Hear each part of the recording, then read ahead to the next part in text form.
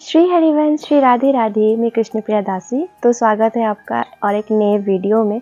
तो ये वीडियो बहुत ही ज़्यादा इम्पॉर्टेंट है क्योंकि इस वीडियो में हम आपके मन के कुछ डाउट्स जो है वो क्लियर करने वाले हैं। तो इस वीडियो में हम ये चर्चा करने वाले हैं कि राधा वल्लभी संप्रदाय में तुलसी का पत्ता क्यों भोग में नहीं डाला जाता है। वैसे तो देखा जाए तो शास्त्र में भी ये वर्णन है कि तुलसी पत्ता के बिना भोग ग्रहण नहीं करते भगवान।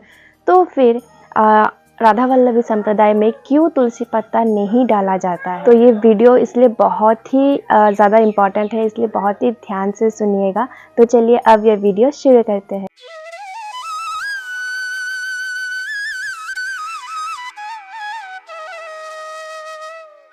तो राधा वल्लभी संप्रदाय में तुलसी पत्ता भोग में नहीं डाला जाता है।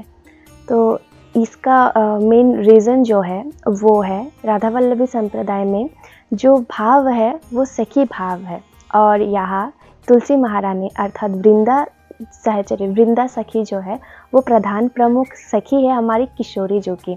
तो वो सखी है इसलिए वो उनके भोग में खुद को ही बिठाकर कैसे मतलब परोसा जाएगी ना। तो इसीलिए हमारे संप्रदाय में राधा वल्लभी संप्रदाय में क्योंकि सखी भाव है तो इसीलिए वृंदा देवी को परोसा नहीं जाता है प्रसाद के साथ। वो वृंदा देवी हमारी किशोर किशोरी जो के पास बैठकर उनको अपने हाथों से उनको प्रसाद पवाती है, उनको भोग पवाती है। क्योंकि वृंदावन जो है वो वृंदा ही नाम से ही मतलब वृंदा देवी के नाम से ही शुरू होता है वृंदावन। तो इसलिए वृंदावन की अधिष्ठात्री देवी माना जाता है वृंदा देवी को।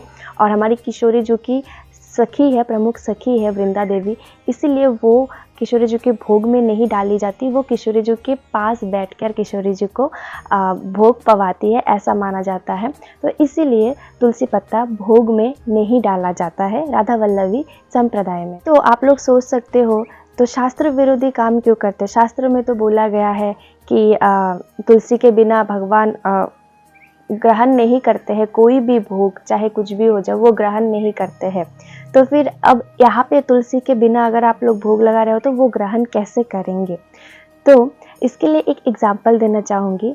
भक्त कर्माबाई की कथा अगर आपने सुनी होगी तो आपको पता ही है, बहुत फेमस कथा है, सबको पता है। जगन्नाथ जी के लिए वो रोज़ खिचड़ी बनाई करती थी और सुबह उठ के ही वो खिचड़ी बनाने में लग जाती थी। मतलब घर का झाड़ू पोछा लगाना कुछ भी नहीं करती थी, जस्ट उठती थी और भोग बनाना शुरू कर देती। और जगन्नाथ जी रोज जाते भी थे अपने मंदिर के भोग ग्रहण करने से पहले वो कर्माबाई के पास जाते थे और वो भोग जो है कर्माबाई अपने हाथों से खिलाती थी जगन्नाथ जी को। और वहाँ पे कोई तुलसी पत्ता नहीं है, कोई वैसे नियम नहीं है, कोई मंत्र नहीं है, कोई मंत्र नियम यहाँ तक झाड़ू पोछा मतलब साफ सफाई की भी कोई ध्यान नहीं रखती थी कर्माबाई। बस उनके मन की प्रेम, उनका मन का भाव यही होता कि मेरे प्रभु आएंगे, उनको मतलब जल्दी से जल्दी उनको उनके लिए कैसे बनाए, जल्दी से जल्दी बनाना है भोग और उनको पवाना है, क्योंकि वो या भोग पाके उनको वापस मंदिर भी जाना होता है। इसलिए उनके दिमाग में दिलों में एक ही बात होता है कि जल्दी जल्दी मुझे अपने प्रभु के लिए खिचड़ी बनाना है।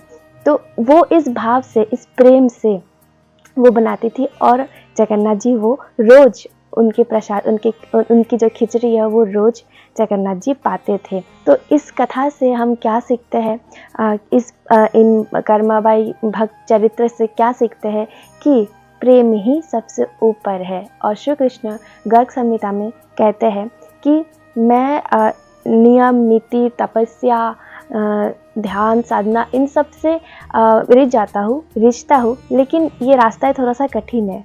मुझे सबसे अगर इजीली पाना है तो वो है सच्चा प्रेम। सच्चा प्रेम से ही मैं सुलभ होता हूँ। तो हमारी जो राधा वल्लभी उपासना है, हित उपासना है, इसमें प्रेम का ही सबसे ज़्यादा महत्व है। शास्त्र नियम कानून ये वो इन सब से ऊपर प्रेम को सबसे ज़्यादा प्राधान्यता दिया गया है, क्योंकि प्रेम से ऊपर और कुछ भी नहीं। प्रेम किसी भी नियम में बंधा नहीं है, प्रेम का कोई सीमा नहीं है, कोई नियम नहीं है प्रेम में। तो इसीलिए प्रेम प्रेम ही सर्वोत्तम है। और हमारे किशोर किशोरी जी भी तो प्रेम के ही वो प्रतिमूर्ति, वो मूर्ति है प्रेम के ही। तो प्रेम ही सर्वोत्तम है। इसीलिए हमारे जो श्री हित हरिवंश महाप्रभु जी है, उन्होंने यही हमें सिखाया। उनका हितोपासना, उनका जो उपासना पद्धति था, उन्होंने यही माना है कि हमारे यहाँ तुलसी महारानी जो है वो सखी है, इसलिए वो भोग में डाली नहीं जाएगी। वो खुद, वो स्वयं वो भोग जो है किशोर किशोरी जी को अपने हाथ से पवाएगी। देखिए, सब कुछ प्रेम का, सब कुछ भाव का खेल है, सब कुछ भाव प्रेम का खेल है। हर एक की उपासना पद्धति अलग होती है। अगर आप राधा वल्लभी संप्रदाय से जुड़े हो तो आप इस उपासना पद्धति को मानिए। अगर आप राधा वल्लभी संप्रदाय से नहीं जुड़े हो तो आप तुलसी पत्ता डालो।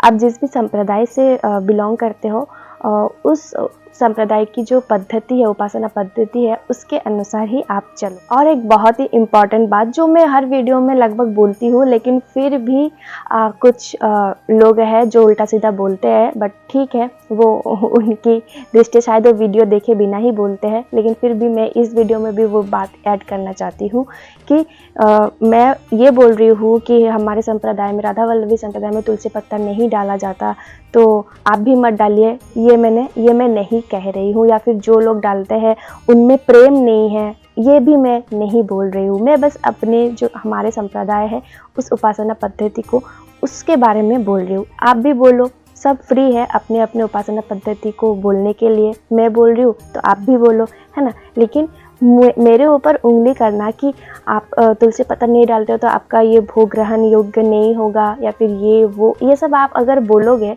तो इससे क्या होगा, आपके ऊपर ही अपराध आएगा, ठीक है। इससे मेरा कुछ नहीं जाएगा। क्योंकि जो एकादशी का वीडियो मैंने बनाया था कि राधा वल्लभी संप्रदाय में एकादशी व्रत क्यों नहीं रखते हैं, उसमें भी कुछ अलग दूसरे संप्रदाय के लोग आकर कुछ ऐसा उन्होंने कहा था कि ये क्या संप्रदाय है, शास्त्र को नहीं मानते। लेकिन ऑलरेडी मैंने उस वीडियो में सब कुछ एक्सप्लेन किया हुआ था। आई थिंक वो वीडियो देखे बिना ही उन्होंने इतना कुछ कह दिया, बट ठीक है। वैसे ऐसा हमें, अगर हम सच्चे भक्त हैं, सच्चे प्रेमी हैं, सच्चे मन से हम अपने प्रिया प्रियतम जैसे प्रेम करते हैं, तो हम किसी भी दूसरे संप्रदाय, दूसरे उपासना पद्धति के ऊपर हम कभी भी उंगली नहीं उठा सकते। क्योंकि हमारा सबका लक्ष्य क्या है, एक ही है, बस उपासना पद्धति क्या है, थोड़ा सा अलग अलग हो जाता है। तो आशा है कि आपको समझ आया हो। और दूसरे के ऊपर उंगली उठा के आपको क्या मिलेगा, आपको कुछ भी नहीं मिलेगा, लेकिन हाँ, अपराध मिलेगा। और उसके साथ साथ आपको दूसरे का जो दोष है वो भी मिल जाएगा। तो राधा वल्लभी संप्रदाय में एकादशी व्रत नहीं रखते, भोग में तुलसी पत्ता नहीं डालते हैं, ये सब नियम मैंने नहीं बनाया। तो ये सब हमारे श्री हित हरिवंश महाप्रभु जी, जो स्वयं श्री कृष्ण के बांसुरी के अवतार है, उन्होंने ही ये उपासना मार्ग हमको दिखाया है। और उनके अकॉर्डिंग ही ये सारा कुछ है, क्योंकि उन्होंने प्रेम को सर्वोपरि रखा है। क्योंकि देखिए, बांसुरी से ये बहुत इजी है। अगर हम थोड़ा सा ध्यान से ये सोचेंगे कि बांसुरी, श्री कृष्ण की बांसुरी क्या बोलती है, राधा राधा राधा। बांसुरी हमेशा, बांसुरी की धुन जो है, श्री कृष्ण जब बांसुरी बजाते हैं अपने अधरों पर लेकर, वो क्या बोलती है, राधा राधा राधा राधा। श्री कृष्ण की बांसुरी हमेशा ही मेरी किशोरी जी की नाम लेती है। तो राधा जो है, ये राधा शब्द, ये ही प्रेम है। प्रेम जब मूर्तिमान रूप लेती है, तब वो हमारी किशोरी जो, तब वो श्री राधा रानी होती है। तो इसीलिए वही बांसुरी जो प्रेम की धुन गाती है, राधा रानी की धुन गाती है, वो जब मूर्तिमान रूप लेते हैं तो वो श्री हित हरिवंश, मतलब हित सजनी जो निकुंज में है, वो हित सजनी। और यहाँ पे जब वो प्रकट होते हैं तो श्री हित हरिवंश महाप्रभु के रूप में प्रकट होते हैं, तो वो भी तो ऑफकोर्स प्रेम के गुण ही गाएंगे, क्योंकि वो अल्टीमेटली बांसुरी तो है, तो प्रेम के गुण ही तो गाएंगे, श्री राधा रानी के गुण ही तो गाएंगे। इसलिए हमारे संप्रदाय में बस राधा राधा राधा राधा राधा, प्रेम प्रेम प्रेम प्रेम प्रेम, यही चलता है। तो मेन बात इसी में। और एक डाउट हो सकता है आपके मन में कि हमने अभी दीक्षा नहीं ली है, तो अब हम क्या करें, हम राधा वल्लभी संप्रदाय में आना चाहते हैं, तो क्या हम तुलसी पत्ता डालें या ना डालें, क्या करें? तो ये कम्प्लीटली आपके ऊपर, आपके मन के ऊपर है। वो एकादशी वाली वीडियो में भी मैंने बोला था कि अगर आपके मन में है कि आपको तुलसी पत्ता डालना है, आपको एकादशी व्रत रखना है, तो रखो, बिल्कुल रखो, कभी भी मना नहीं करेंगे, लेकिन ऑफ कोर्स दीक्षा के बाद आपको ये सब नहीं करना। मतलब दीक्षा हो जाने के बाद, प्रॉपर दीक्षा हो जाने के बाद आप तुलसी पत्ता नहीं डालना है, क्योंकि ऑफ कोर्स जो रीज़न है, क्योंकि वृंदा देवी जो है वो सखी है, तो वो भाव आना पड़ेगा आपके मन में। जब तक वो भाव नहीं आएगा तब तक आप खुद से कुछ भी ज़बरदस्ती करोगे तो उसका कोई फल नहीं होगा, जब तक भाव नहीं आता। ठीक है, तो अंदर से आना होगा वो भाव, और वो भाव हमारे किशोरी जी की कृपा से ही ज़रूर आती है। और एक बात जो पर्सनल है बट मैं फिर भी शेयर करना चाहती हूँ। आप लोग बहुत बोलते हो कि दीदी आप राधा वल्लभी संप्रदाय से हो, लेकिन आप तुलसी पत्ता क्यों डालते हो? तो आप लोग अगर मुझे इंस्टाग्राम पर फॉलो करते हो तो आपने देखा होगा कि मैं भोग पर तुलसी पत्ता डालती हूँ।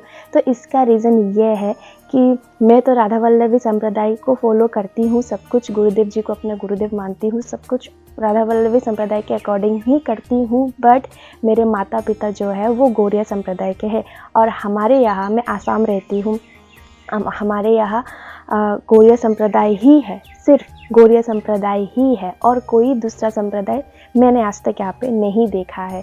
और राधा वल्लभी संप्रदाय तो दूर दूर की बात है, मतलब नहीं देखा कभी भी। यहाँ पे सभी गौड़िया संप्रदाय के हैं, तो इसीलिए यहाँ पे सब कुछ गौड़िया संप्रदाय के अकॉर्डिंग चलता है। मेरे माता पिता गौड़िया संप्रदाय के हैं, तो मैं माता पिता के घर पे हूँ, है ना। तो भोग जब लगता है तो मैं भी बनाती हूँ, मेरी माता भी बनाती है, पिता भी बनाते हैं, मेरे बाबा भी बनाते हैं, तो भोग मैं भी लगाती हूँ। मतलब हम तीनों ही लगाते हैं, जब जिसको मिले सेवा। तो इसलिए वो लोग तो तुलसी पत्ता डालेंगे ही, क्योंकि उनके नियम के अनुसार तुलसी पत्ता डालना है, तो इसीलिए तुलसी पत्ता डाला जाता है मेरे घर में। तो यही बात है। तो आशा है कि आपके डाउट्स क्लियर हुए हैं। अभी भी कोई अगर डाउट है तो कमेंट में आप ज़रूर पूछ सकते हो, और मुझसे कोई भूल त्रुटि हो गई तो मुझे क्षमा कर देना। तो इस दासी के चैनल को सब्सक्राइब जरूर से करना। तो मिलते हैं नेक्स्ट वीडियो में। श्री हरिवंश, श्री राधे राधे चैंटिंग ज़रूर से करना।